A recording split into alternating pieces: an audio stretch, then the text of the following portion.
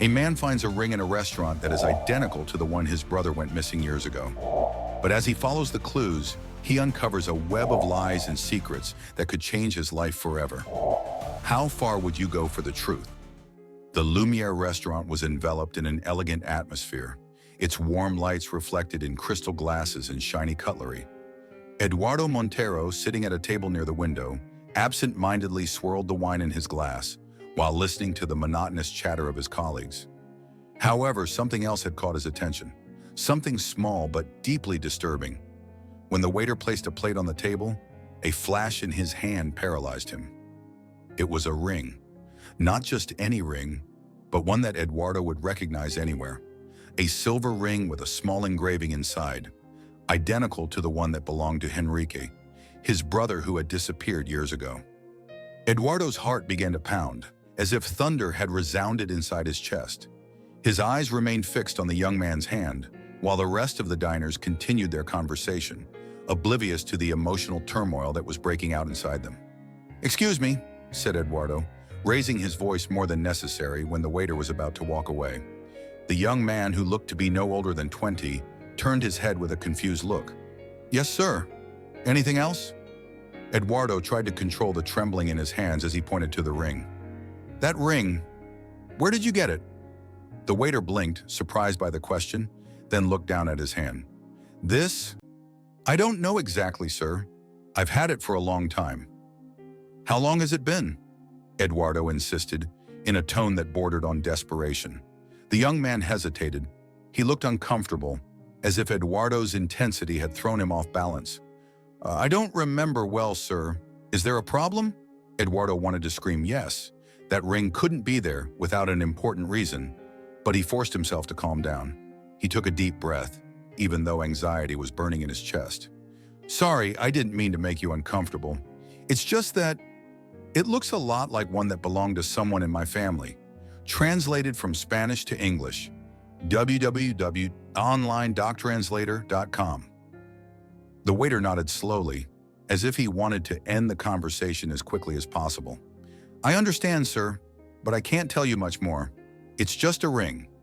Before Eduardo could insist, the young man retreated to the kitchen, leaving Eduardo with his mind flooded with questions. The ring could not be just a ring.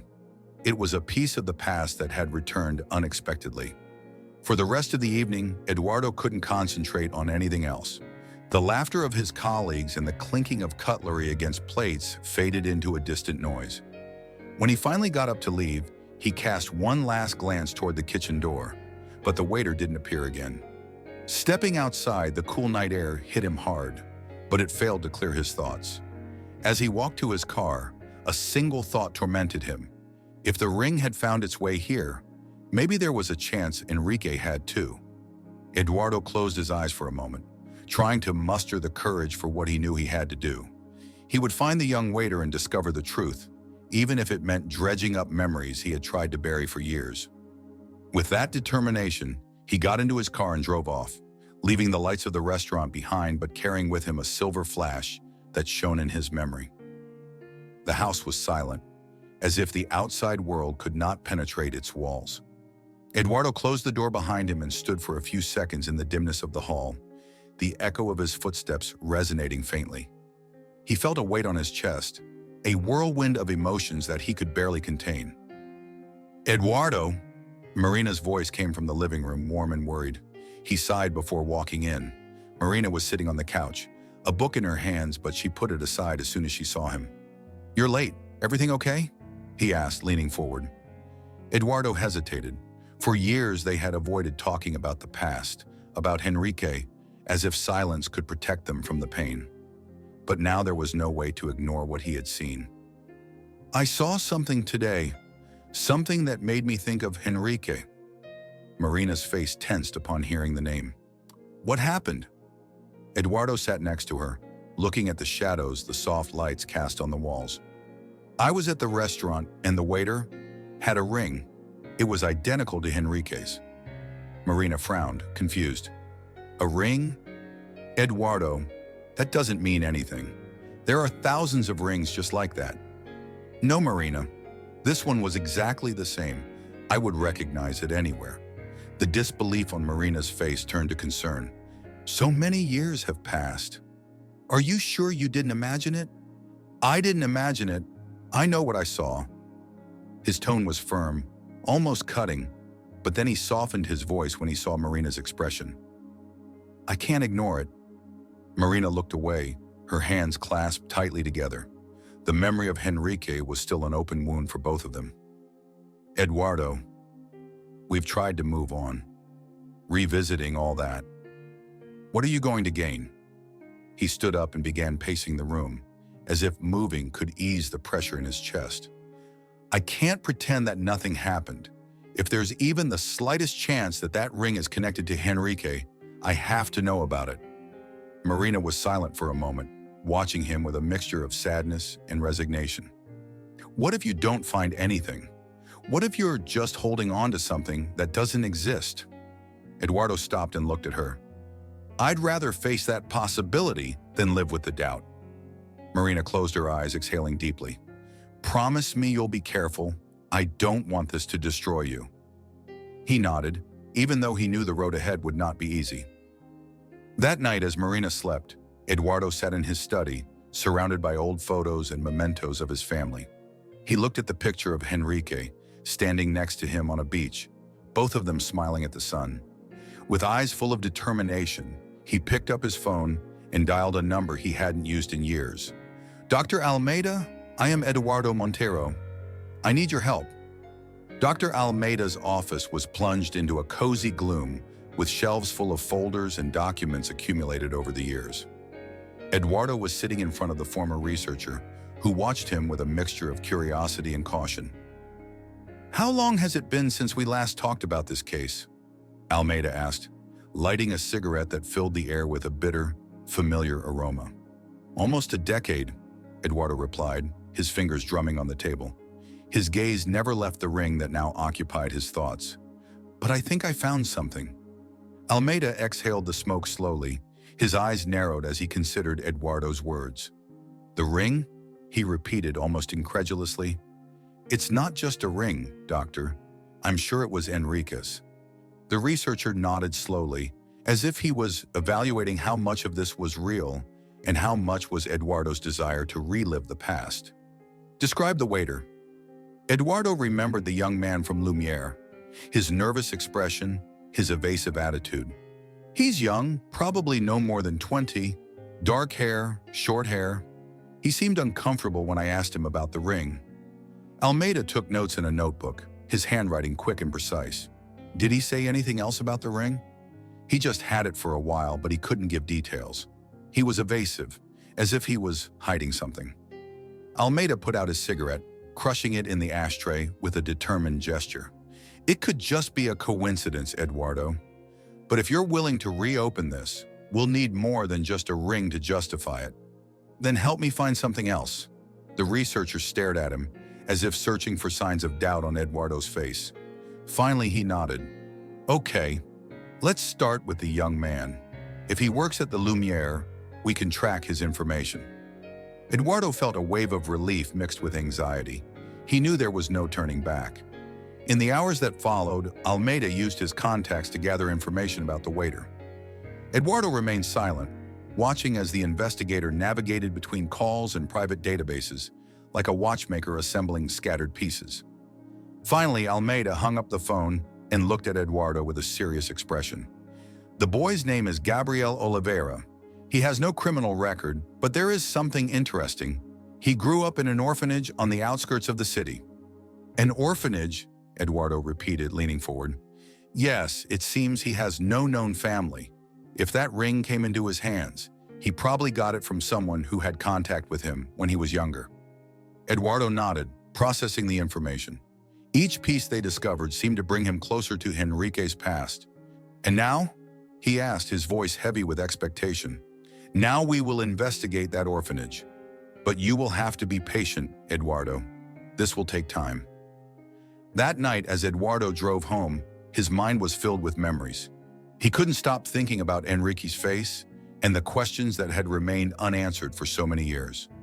Although he knew the road would be difficult, he also felt like he had taken the first step toward a truth he could no longer ignore. The morning dawned cold and cloudy, as if the weather reflected the anxiety that Eduardo carried within. He met Almeida in a small cafe in the city center. The investigator was already seated, leafing through some notes while drinking a strong coffee. "I got some information about the orphanage where Gabriel grew up," Almeida said, pushing a sheet of paper towards Eduardo. Eduardo took the paper, his eyes scanning the name written in quick handwriting, St. Andrew's Home. "It's on the outskirts of the city near the industrial district. It seems that Gabriel was there from when he was a child until he was 18, explained Almeida while lighting a cigarette. "From what I could find out, the place doesn't have a good reputation." Eduardo frowned, the paper still in his hand. "What are you talking about?" Almeida exhaled the smoke slowly before answering. "There are rumors of ill treatment. Nothing has been confirmed, but several institutions of this type often go unnoticed." The investigator's words left a weight in the air. Eduardo couldn't help but imagine Henrique in a place like that, suffering in oblivion. "I'm going to the Lumiere again tonight," Eduardo said, his gaze fixed on the sheet of paper. "I need to talk to Gabriel again." Almeida watched him cautiously. "Don't push him too hard, Eduardo. If this kid has anything to do with Henrique, the last thing you need is for him to freak out and disappear." Eduardo nodded, although he knew that controlling his anxiety would not be easy. That evening, he returned to the Lumiere restaurant. The atmosphere was just as elegant, with warm lights and soft music filling the air. Eduardo sat at a table by the entrance, his eyes scanning every corner for Gabriel. However, after an hour, there was no sign of the young waiter. Eduardo called the manager, a middle-aged man with a friendly demeanor. "Excuse me, I'm looking for one of your employees, Gabriel Oliveira. Is he working today?" The manager looked confused at first, but then shook his head. "He didn't come today, sir. In fact, he's not usually absent, but we haven't been able to get in touch with him." The answer left Eduardo with a knot in his stomach. He thanked the manager and left the restaurant, but his worry continued to grow. He walked through the illuminated streets of the city, trying to clear his mind. Finally, he picked up his phone and called Almeida. "Gabriel didn't show up for work. I need to know where he lives." There was a pause on the other end of the line before Almeida answered. "I'll find out. Give me a few hours." Hours later, Almeida sent a text with the young man's address. Eduardo read it while sitting in his car, parked on a dark street. His hands tightened on the steering wheel. He felt like he was getting closer to discovering something, although he didn't know if he was ready to face it. Eduardo stopped in front of a building worn by time. The walls, covered in graffiti and cracks, reflected the abandonment of that neighborhood. It was hard to imagine that anyone could call a place like that home, but there it was, Gabriel's address. He took a deep breath before climbing the stairs, the boards creaking beneath his feet. Upon reaching the third floor, he stopped in front of a splintered wooden door. He knocked on it, his mind anticipating all the possible responses he might receive. Several seconds passed before the door opened slightly, just enough for Gabriel to poke his head in. His face showed surprise and some discomfort at seeing Eduardo. "What are you doing here?" he asked in a defensive tone. "We need to talk," Eduardo said, keeping his voice firm but trying not to sound aggressive. "It's important." Gabriel hesitated, looking up and down the hallway as if he feared someone was watching them. Finally, he opened the door a little further, revealing a modest, cluttered apartment. "Come in quickly," she murmured, stepping aside to let him in. The interior was even more depressing than the outside. Old furniture, stacked boxes, and poor lighting. Eduardo looked at everything carefully before turning to Gabriel, who was looking at him suspiciously from across the room. "What do you want?" the young man asked, crossing his arms. Eduardo pulled a photo out of his pocket, a picture of Henrique taken years ago. He showed it to Gabriel. "Have you ever seen this man?" Gabriel looked at the photo with a frown, but didn't say anything right away. His fingers drummed against his arm, a gesture that betrayed his nervousness. "I don't know who it is," he finally replied, looking away. "Don't lie to me," Eduardo insisted, taking a step forward. "I know that ring didn't come to you by chance. Where did you get it?" Gabriel seemed to shrink under Eduardo's intensity, but then sighed and slumped into a nearby chair. "Okay, I'll tell you what I know, but not everything," he said, raising his hand as if to mark a boundary. "Years ago, when I was a child, I met a man. I don't know his name. All I remember is that he took care of me for a while, like he was, like he was my family. Eduardo held his breath. And the ring? He gave it to me. He said it was important, to keep it safe. Can you describe it? Eduardo asked, leaning forward. Gabriel closed his eyes for a moment, as if trying to summon buried memories. He was tall, thin, he had dark hair, but I don't remember much else. Many years have passed. Gabriel's words echoed in Eduardo's mind. The description was vague, but there was something about it that felt familiar. Why have you never talked about this before? Eduardo asked, his voice filled with frustration. What for? Gabriel replied, rising from his chair with a brusque gesture. No one came looking for him. No one asked about him. I was just a child and he disappeared. Eduardo felt a lump in his chest. Gabriel's words were harsh, but he couldn't ignore the truth they contained. Listen, he said finally. This man could be my brother. I've been looking for him for years. I need you to help me find him. Gabriel looked at him, his expression a mix of disbelief and fear. I can't. I don't want to get involved in that again. Eduardo took a step back, watching the young man shut down completely. Okay, I won't push you any further, he said, even though every fiber of his being screamed otherwise. But if you remember anything at all, please let me know. Gabriel nodded weakly, but said nothing more. Eduardo left the apartment with more questions than answers, but also with a small spark of hope. For the first time in years, he felt like he was moving forward, even if the path was dark and full of uncertainties. Eduardo closed the front door carefully, trying not to make any noise. He had spent the entire afternoon processing his encounter with Gabriel, and although the answers he got were vague, he felt that he was closer to Enrique. However, his determination was soon met with Marina's tense gaze at the end of the hallway. Where were you? She asked, her arms crossed, and an expression that alternated between worried and angry. Eduardo let out a sigh. I kept investigating. I spoke to Gabriel. Gabriel, Marina repeated, taking a step forward. Eduardo, this has to stop. You're going too far.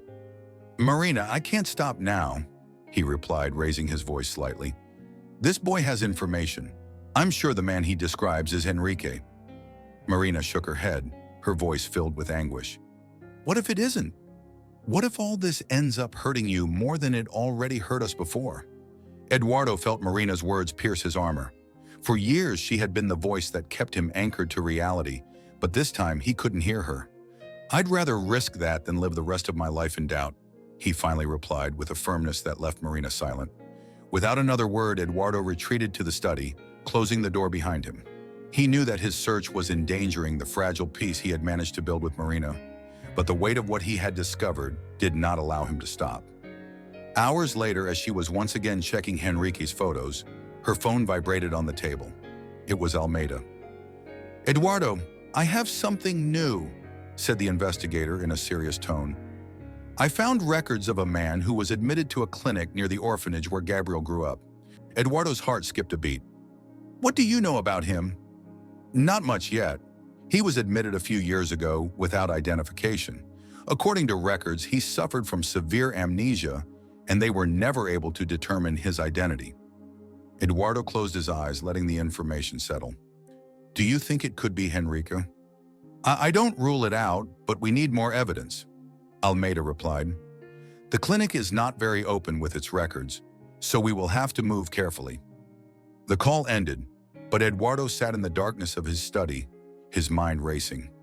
If this man really was Enrique, that would mean he had been alive all this time, but trapped in a limbo with no memory, unable to return home. The next morning, Eduardo shared the information with Marina over breakfast. However, her reaction was not what he expected. You can't go on, she said, her tone more like a plea than an order. Eduardo, this is consuming our lives. Marina, this isn't just about me, it's about him. Enrique deserves to be found. Marina looked down, avoiding his eyes. Eduardo knew then that he was alone in this search. As he made his way to Almeida's office, something else was bothering him. There was a pattern to all of this, an invisible thread connecting the orphanage, the ring, and the clinic. A web of lies that enveloped Enrique's past and was now beginning to unravel. The clinic building stood imposingly in the middle of a desolate landscape. Its gray walls and small windows gave it a cold and distant appearance, as if the place was designed to hide secrets rather than heal them. Eduardo parked the car and stood for a few moments looking at the entrance, trying to calm the storm of emotions that consumed him. At his side, Almeida looked at him cautiously. "Eduardo, you have to stay calm. If you come in too forcefully, they might close the doors on us." Eduardo nodded, although he knew it would be difficult to control his anxiety. "I just want answers, Almeida. If Henrique is here, I need to see him." The two men entered the clinic and were greeted by a receptionist who did not look up from her computer. Her distant attitude only increased Eduardo's tension. "Good morning. We've come to ask some questions about a patient who was here a few years ago," said Almeida, showing one of his business cards to reinforce his authority as a researcher. The receptionist, however, barely paid attention to him. "I'm sorry, but we can't give out information about our patients," he replied in a mechanical tone. Eduardo stepped forward, unable to contain himself. "It's about my brother. I've been looking for him for years. Please, I need to know if he was here." The woman finally looked up, but her expression remained impassive. "I understand your situation, sir, but our policies do not allow sharing data without a court order." Eduardo felt frustration rising in him. Before he could respond, Almeida stopped him by placing a hand on his shoulder. "Okay, miss. Thank you for your time," said the investigator, guiding Eduardo towards the exit. Once outside, Eduardo exploded. "We can't leave it like this. If Henrique is here, we can't allow him to be hidden."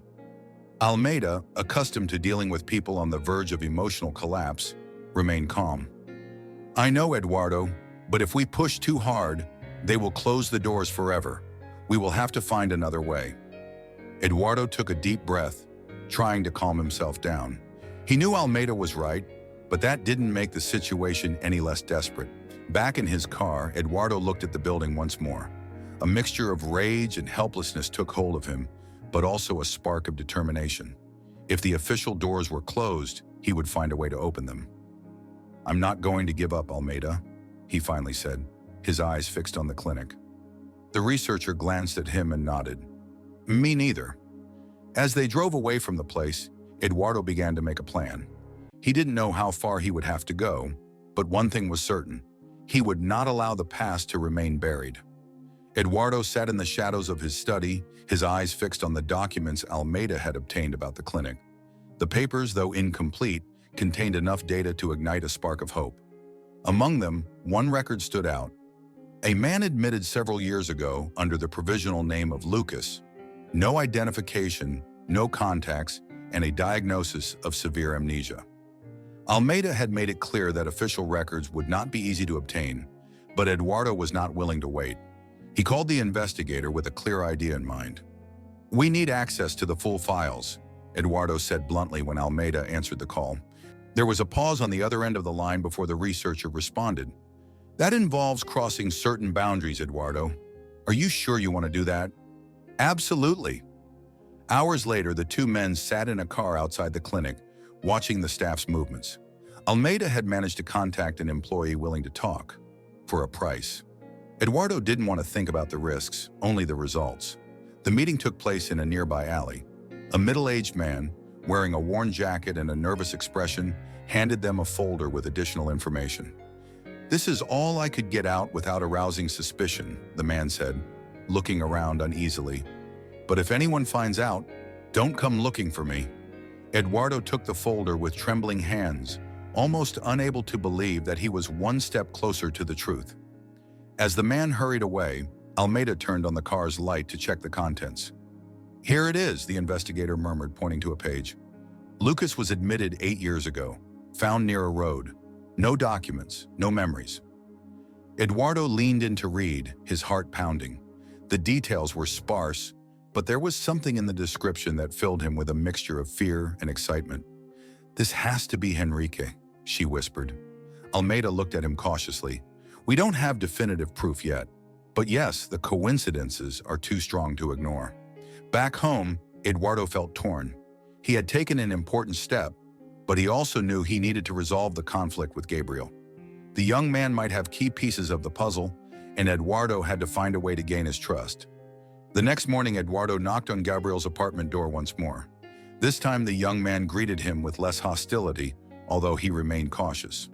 "I need your help," Eduardo said, his tone softer. "I think we're closer to finding him, but I can't do it alone." Gabriel seemed to hesitate, but finally nodded slowly. "Okay, I'll listen to you." For the first time in years, Eduardo felt that he was not completely alone in his search. Hope, however fragile, was beginning to take shape.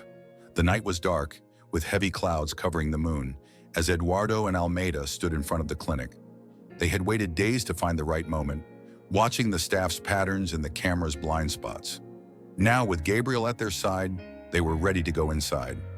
Gabriel had shown more determination than Eduardo had expected. Although his nervousness was evident, he had agreed to help them after Eduardo explained what was at stake. "Are you sure this will work?" Gabriel whispered as they hid in the shadows by a side entrance. "There are no guarantees," Almeida replied quietly. "But if we want answers, this is the only way." Eduardo checked his watch. It was almost midnight, and the night shift had already started. The clinic was quiet, with only a few lights on. Almeida led the way, using a lockpick to open the back door. The interior of the building was as cold and impersonal as its exterior. The hallways were empty, but every step echoed off the concrete walls. Eduardo felt like every sound was a risk, but he couldn't allow himself to hesitate. Gabriel unexpectedly became a constant presence. Although he seemed awkward at first, he slowly began to open up, helping Henrique with simple tasks and sharing his own experiences from the orphanage. "You are lucky to have a family that looked for you for so long," Gabriel said one day while helping Henrique plant flowers in the garden. Henrique looked at him in silence, as if trying to understand the weight of those words. Although progress was slow, there were moments of hope. One afternoon, as Eduardo showed him a childhood photo of himself on the beach, Henrique touched the image with his fingers, his lips moving as if he were trying to say something. "That rock," he murmured, pointing to the background of the photo. "We used to sit there." Eduardo felt a surge of emotion. "Yes, Enrique, you and I. We always went there after swimming. Although the memory was small, it was enough for hope to blossom. However, not everything was easy. Shadows from the past still haunted Eduardo. The documents they had recovered from the clinic contained disturbing information, names and records that indicated a network of corruption and negligence. "I can't let this end here," Eduardo said one night while talking to Marina and Almeida in the dining room. Henrique wasn't the only one who suffered. There are more people trapped in this system. Marina looked at him with concern, but also with understanding. "What do you have in mind?" "Expose them," Eduardo replied with determination. "We will use these documents to denounce what they did." The interior of the building was as cold and impersonal as its exterior. The hallways were empty, but every step echoed off the concrete walls. Eduardo felt like every sound was a risk, but he couldn't allow himself to hesitate. Gabriel unexpectedly became a constant presence. Although he seemed awkward at first, he slowly began to open up, helping Henrique with simple tasks and sharing his own experiences from the orphanage. "You are lucky to have a family that looked for you for so long," Gabriel said one day while helping Henrique plant flowers in the garden. Henrique looked at him in silence, as if trying to understand the weight of those words. Although progress was slow, there were moments of hope. One afternoon, as Eduardo showed him a childhood photo of himself on the beach, Henrique touched the image with his fingers, his lips moving as if he were trying to say something. "That rock," he murmured, pointing to the background of the photo. "We used to sit there." Eduardo felt a surge of emotion. "Yes, Enrique, you and I." There was a pause on the other end of the line before the researcher responded. "That involves crossing certain boundaries, Eduardo. Are you sure you want to do that?" "Absolutely." Hours later, the two men sat in a car outside the clinic, watching the staff's movements. Almeida had managed to contact an employee willing to talk, for a price. Eduardo didn't want to think about the risks, only the results. The meeting took place in a nearby alley. A middle-aged man, wearing a worn jacket and a nervous expression, handed them a folder with additional information. "This is all I could get out without arousing suspicion," the man said, looking around uneasily. "But if anyone finds out, don't come looking for me." Eduardo took the folder with trembling hands, almost unable to believe that he was one step closer to the truth. As the man hurried away, Almeida turned on the car's light to check the contents. "Here it is," the investigator murmured, pointing to a page. Lucas was admitted 8 years ago, found near a road. No documents, no memories. Eduardo leaned in to read, his heart pounding. The details were sparse, but there was something in the description that filled him with a mixture of fear and excitement. "This has to be Henrique," she whispered. Almeida looked at him cautiously. "We don't have definitive proof yet, but yes, the coincidences are too strong to ignore." Back home, Eduardo felt torn. He had taken an important step, but he also knew he needed to resolve the conflict with Gabriel. The young man might have key pieces of the puzzle, and Eduardo had to find a way to gain his trust. The next morning, Eduardo knocked on Gabriel's apartment door once more. This time, the young man greeted him with less hostility, although he remained cautious.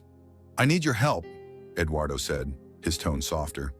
"I think we're closer to finding him, but I can't do it alone." Gabriel seemed to hesitate, but finally nodded slowly. "Okay, I'll listen to you." For the first time in years, Eduardo felt that he was not completely alone in his search. Hope, however fragile, was beginning to take shape. The night was dark, with heavy clouds covering the moon, as Eduardo and Almeida stood in front of the clinic. They had waited days to find the right moment, watching the staff's patterns and the camera's blind spots. Now, with Gabriel at their side, they were ready to go inside. Gabriel had shown more determination than Eduardo had expected. Although his nervousness was evident, he had agreed to help them after Eduardo explained what was at stake. "Are you sure this will work?" Gabriel whispered as they hid in the shadows by a side entrance. "There are no guarantees," Almeida replied quietly. "But if we want answers, this is the only way." Eduardo checked his watch. It was almost midnight, and the night shift had already started. The clinic was quiet, with only a few lights on. Almeida led the way, using a lockpick to open the back door. The interior of the building was as cold and impersonal as its exterior. The hallways were empty, but every step echoed off the concrete walls. Eduardo felt like every sound was a risk, but he couldn't allow himself to hesitate. Gabriel unexpectedly became a constant presence. Although he seemed awkward at first, he slowly began to open up, helping Henrique with simple tasks and sharing his own experiences from the orphanage. "You are lucky to have a family that looked for you for so long," Gabriel said one day while helping Henrique plant flowers in the garden.